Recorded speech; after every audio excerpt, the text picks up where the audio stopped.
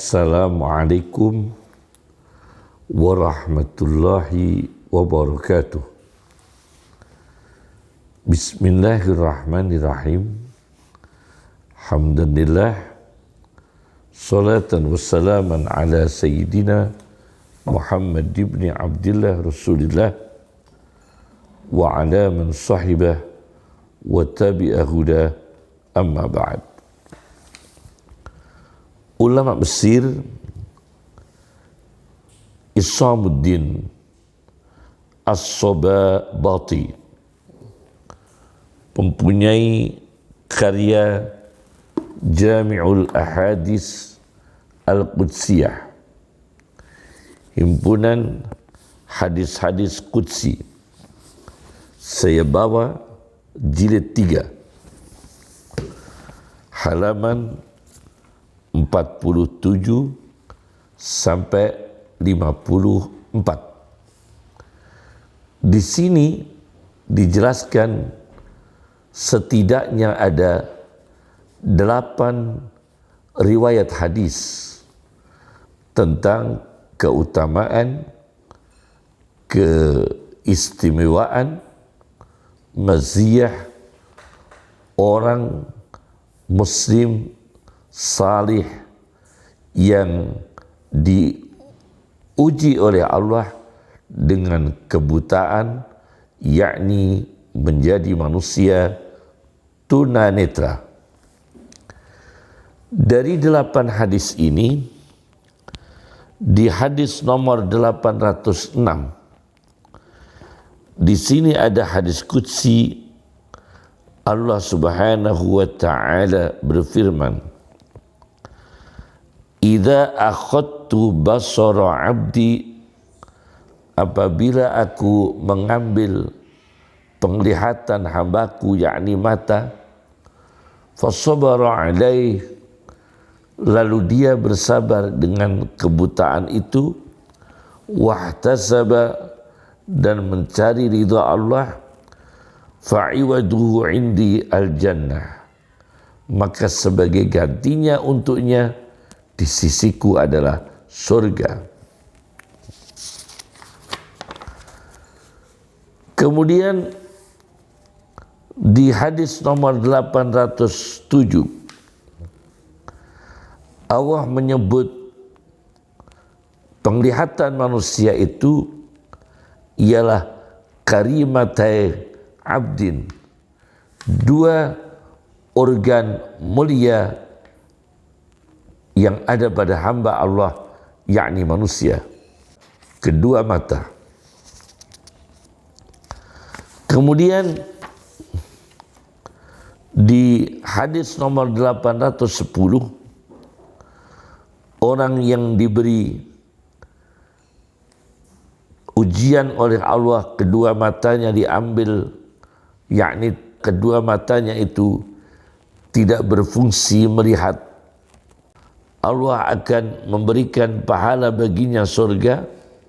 Kata Allah, "Idza hamidani alaihima," apabila dia memujiku atas butanya kedua organ mulia, yakni mata. Ini dia hadis nomor 810. Dari hadis-hadis ini maka kita simpulkan orang muslim beriman apabila sabar mencari pahala, memuji kepada Allah dengan diujinya tidak berfungsinya kedua mata, maka Allah akan meridhoinya, maka Allah akan menyediakan baginya surga, yakni dijadikan walinya Allah. Maka sebagian ulama, ada yang tunanetra, ini mengangkat derajatnya ulama. Sebagian aulia, ada yang tunanetra, mengangkat derajatnya para wali. Ini yang pertama. Masalah yang kedua,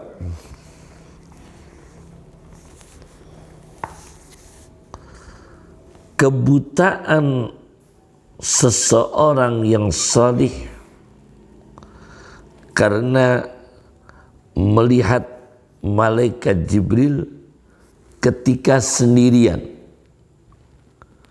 tidak ada orang lain. Ini juga manusia yang dimuliakan Allah, dijadikan oleh Allah mulia, tapi di sisi lain dibutakan matanya karena diberi kesempatan oleh Allah melihat malaikat Jibril, tetapi tidak dibarengi dengan kawan-kawannya. Saya baca di dalam kitab Kanzul Ummal fi Sunanil Aqwal wal Af'al karya Alauddin Al-Muttaqi bin Khusamuddin Al-Hindi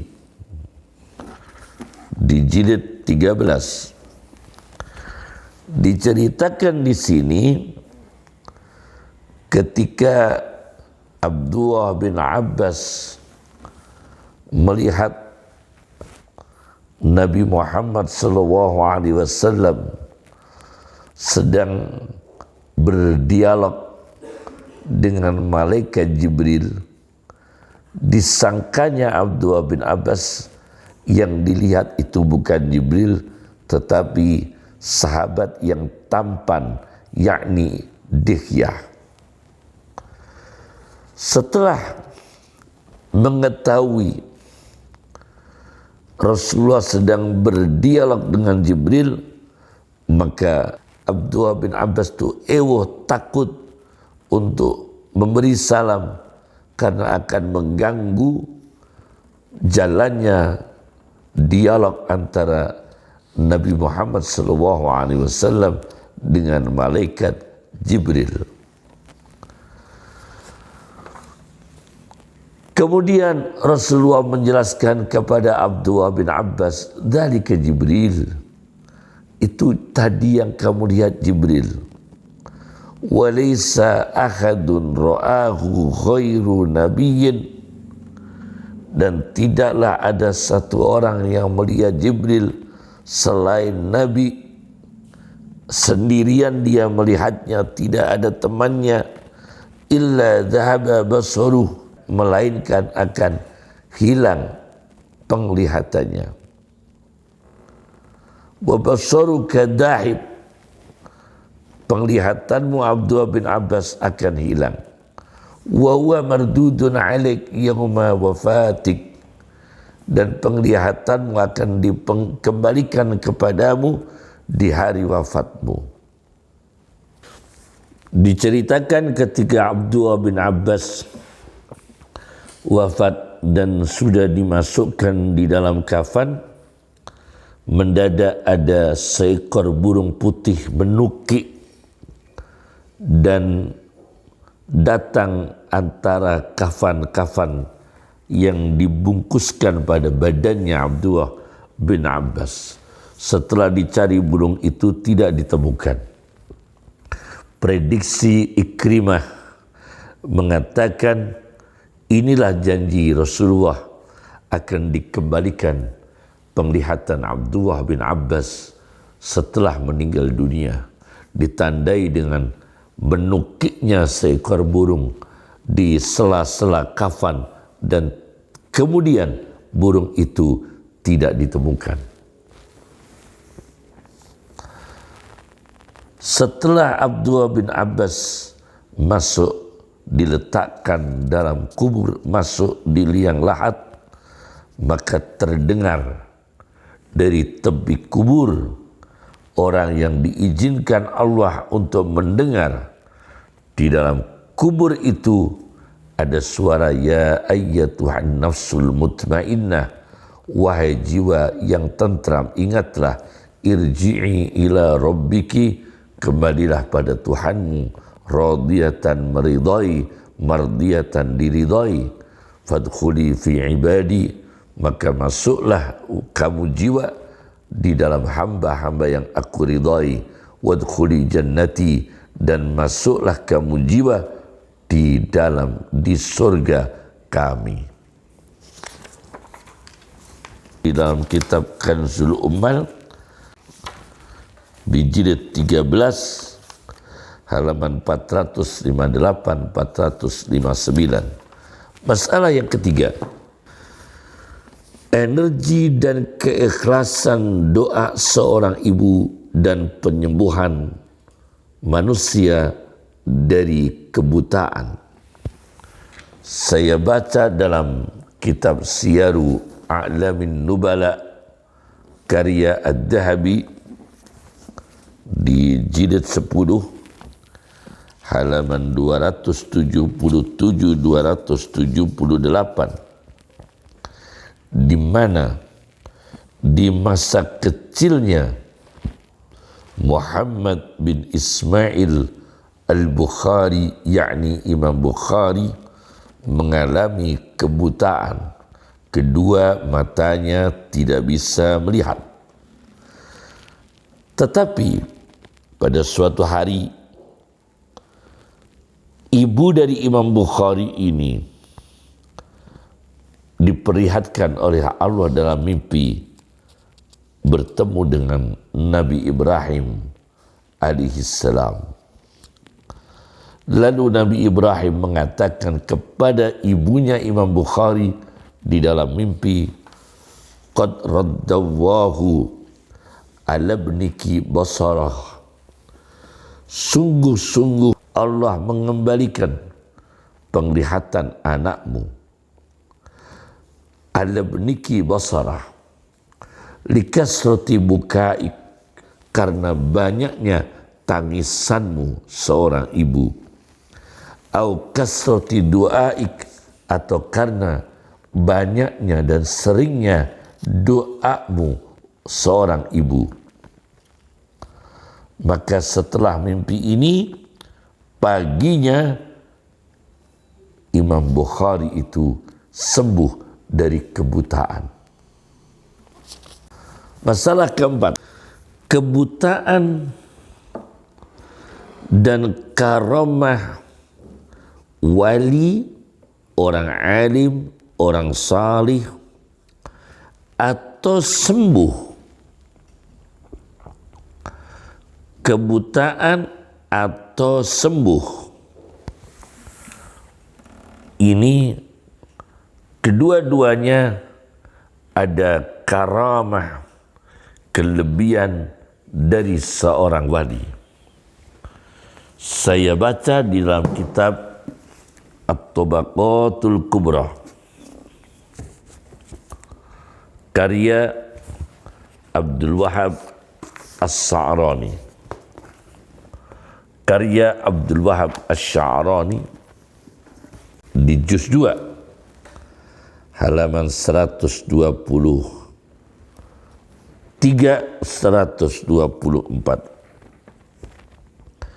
mengenai sejarah hidupnya Zakaria Al-Ansari, di mana beliau pada hari-hari terakhir bulan Ramadan, beliau Zakaria Al-Ansari sedang berada di lotengnya Al-Jami' Al-Ashar, Masjid Jami' Al-Ashar. Ketika itu, tidak lama kemudian datanglah seorang pedagang dari Syam.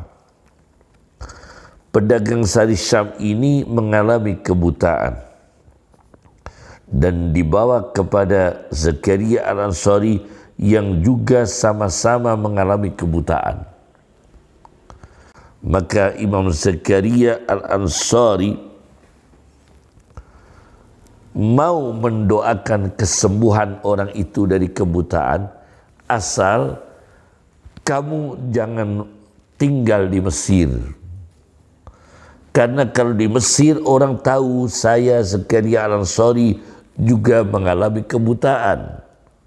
Nanti kalau saya mendoakan seseorang, ruqyah pada seseorang dan hilang dari kebutaan, sementara saya sendiri yang memberi doa justru mengalami kebutaan, maka saya takut dipermalukan. Oleh karena itu, kalau kamu saya kasih doa kemudian kamu diberi kesehatan Allah, hilang dari kebutaan, janganlah kembali ke Mesir. Kembali tetap ke Syam. Jangan kembali ke Mesir. Maka inilah hubungan antara karamah seseorang dan kebutaan. Maka akhirnya pedagang yang diobati, didoakan oleh Zakaria Al-Ansari yang kemudian sembuh dari kebutaan, maka dia kembali ke Palestina dan sampai wafat di Palestina, yaitu seorang yang terkenal sekali, yakni Zakaria Al-Ansari. Masalah yang kelima, buta tapi menjadi seorang intelektual, pengarang tafsir Al-Quran, pendakwah dengan reputasi ilmu yang mendunia. Sebuah kitab Al-Ulama'ul Ummiyun, kumpulan ulama yang mengalami tidak bisa membaca dan menulis akibat beberapa faktor, di antaranya karena kebutaan. Di dalam kitab ini karya Atiyah, Al-Ulama'ul Ummiyun,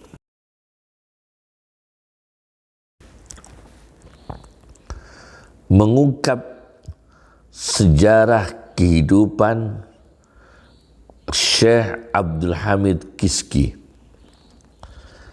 di halaman 298, 300 sampai 301. Abdul Hamid Kiski lahir 1933 Masehi.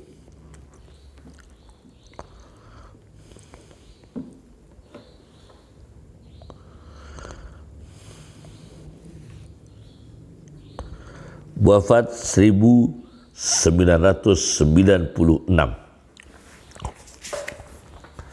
Beliau mengalami kebutaan. Abdul Hamid Kiski ini usia 13 tahun baru kehilangan aktifnya satu mata, yakni kebutaan baru satu mata. Pada usia 17 tahun maka lengkaplah kedua mata Abdul Hamid Kiski ini mengalami kebutaan. Tapi beliau luar biasa, seorang pengarang tafsir, Rikhabut Tafsir, tafsir yang besar, dan tidak kurang dari 2000 ceramah, mengarang 108 judul kitab. Kemudian pada akhir hayatnya beliau menunaikan solat Jumat pada rakaat yang kedua, tepatnya setelah sujud yang pertama, kemudian sujud yang kedua. Maka di sujud yang kedua ini Syekh Abdul Hamid Kiski meninggal dunia tahun 1996. Masalah yang keenam, yakni kebutaan dan hikmah kecerdasan orang buta. Di dalam Al-Quran, orang buta dengan sebutan a'ma, kemudian umyun, kemudian amun, kemudian amin, kemudian umyana. Total 23 kali. Ini khusus tentang kebutaan. Di antara 23 kali itu, orang yang buta di Al-Quran di ayat 3 surat Abasa,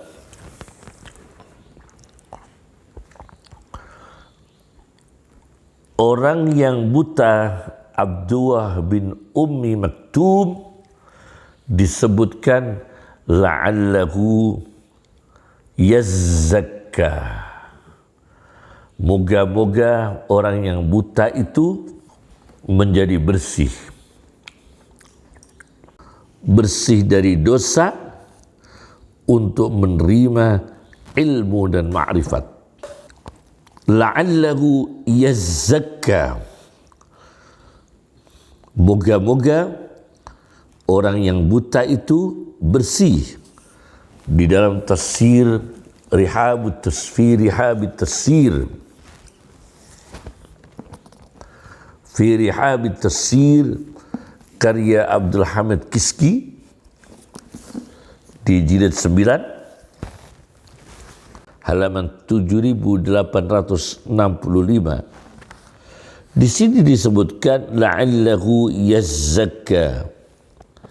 Moga-moga yang buta ini menjadi orang yang bersih dari dosa-dosanya untuk menerima ilmu dan ma'rifat. Minal ilmi wal ma'rifat. Kemudian au yazakkaru fatanfa'ahu dzikra, atau dia memorinya masih bagus, menerima mauidhah, menerima nasihat, maka orang yang dibutakan tadi akan menerima mauidhah. Jadi orang buta ini banyak diberi keistimewaan oleh Allah. Satu, yazzakka, bersih dari dosa, yakni tapi masih dimungkinkan dosa batin, yakni dosa yang terdorong karena melihat sesuatu, tidak bisa karena mengalami kebutaan. Kemudian menambahkan daya ingat zakirah, au yazzakkaru, menguatkan zakirah, daya ingat. Yang keenam adalah amal sosial untuk penyandang kebutaan. Saya baca di dalam kitab Mu'jamus Sahabah karya Abdul Baqi bin Qani al-Baghdadi, jilid 15, hadis nomor 2114. Rasulullah SAW mengatakan, satakunu madainu idham, akan bermunculan kota-kota yang menjadi kota besar. Fiya aswaq, di dalamnya ada pasar, di dalamnya ada banyak pasar.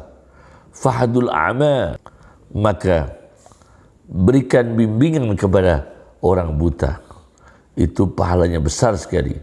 Bimbingan kepada orang buta, hadiah untuk orang buta, menunjukkan arah, kata Nabi sallallahu alaihi wasallam, satakunu madaimu idham, akan muncul, akan ada kota-kota besar. Fiya aswaq, di dalamnya kota itu banyak pasar-pasar. Fahdul a'ma, maka tunjukkan orang yang buta, tunjukkan pekerjaannya, tunjukkan jalan yang akan dilaluinya, tunjukkan arahan, dibina menjadi punya aktivitas yang kelak kemudian menjadi orang yang mandiri. Itu termasuk kebaikan kepada kebutaan, yakni orang yang mengalami buta.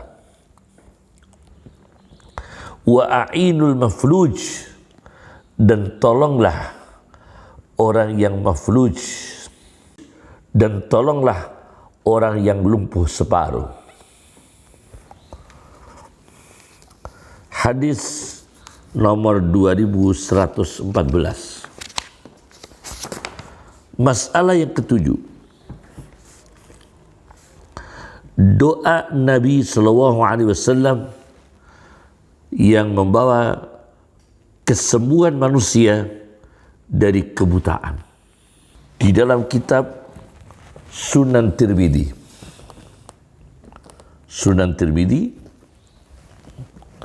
hadis nomor 3578,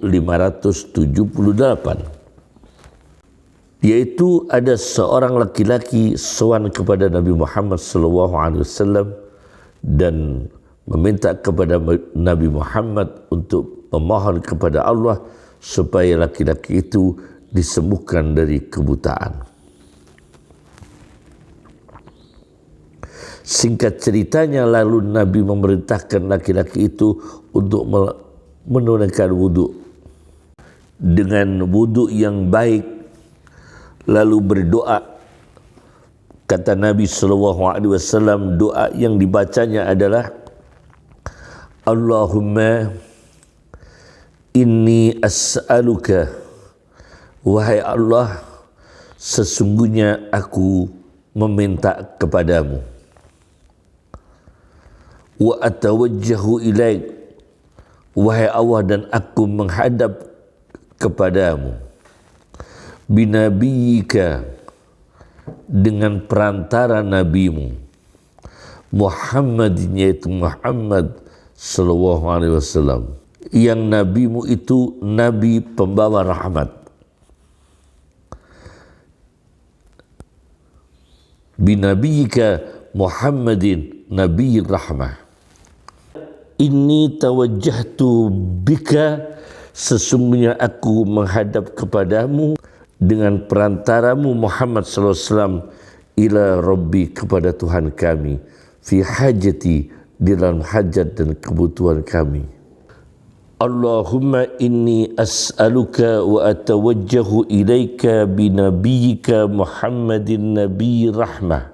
Wahai Allah, sesungguhnya aku memohon kepadamu dan aku menghadap kepadamu perantara nabimu Muhammad, nabi pembawa rahmat.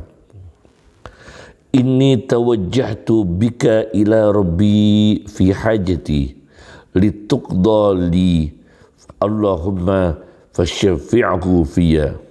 Sesungguhnya kami menghadap kepada Tuhan kami perantara Muhammad SAW di dalam hajat kami, fi hajati hadihi lituqdali, supaya keputusannya, hajatnya itu terpenuhi.